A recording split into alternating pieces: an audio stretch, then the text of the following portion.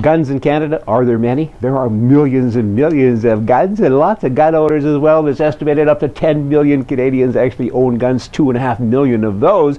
People are legal, I guess, in that they have a license, and that's kind of cool. I kind of like that. Just the other day I went to a doctor talking to him, and he said, hey, do you know that I have a gun license? I said, what an interesting thing to say to me. I must have it written on my forehead that I approve, but in any event, we talked about it. It was kind of neat. So if you don't have a gun, get one, will you? And if you do get a gun, Firearm Legal Defense in Canada, you gotta have that. Go to the website and the CSSA. They'll protect your rights as well. You gotta have that. Join up to those two places in again. Get a gun. Oh, in Canada, the parental leave program. I think it was the Conservatives, actually, I might be wrong on that, that brought it in a couple of years ago, several years ago now, that if you get pregnant, you get to go away and stay home for 12 months. You can share that with your husband. You don't have to work.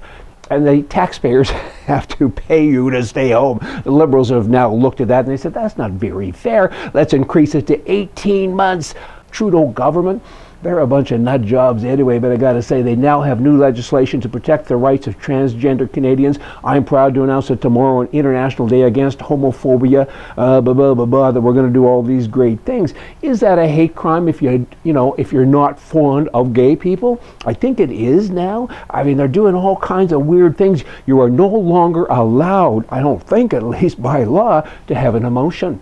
Pretty soon I won't be able to like liberals. I won't be able to say I don't like a socialist. I don't like a communist. I mean, is that a hate crime? I mean, homophobia. People need to look it up. Firstly, it's not about hate. What it says in the dictionary is you're not comfortable with homosexuality, right? Like, I don't want to go fishing with somebody that's homosexual. I just don't want to. I also don't want to go fishing with somebody that's a socialist.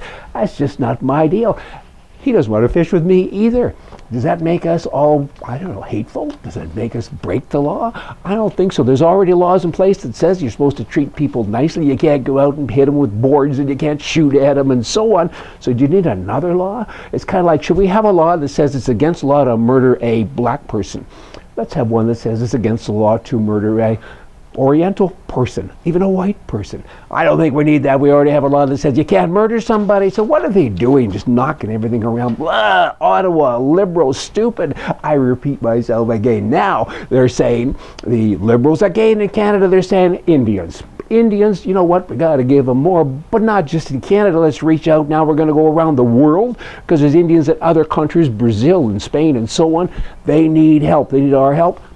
Oh, who appointed these people? God. I mean, I get that people need help everywhere, but you got a lot of help that's required in Canada.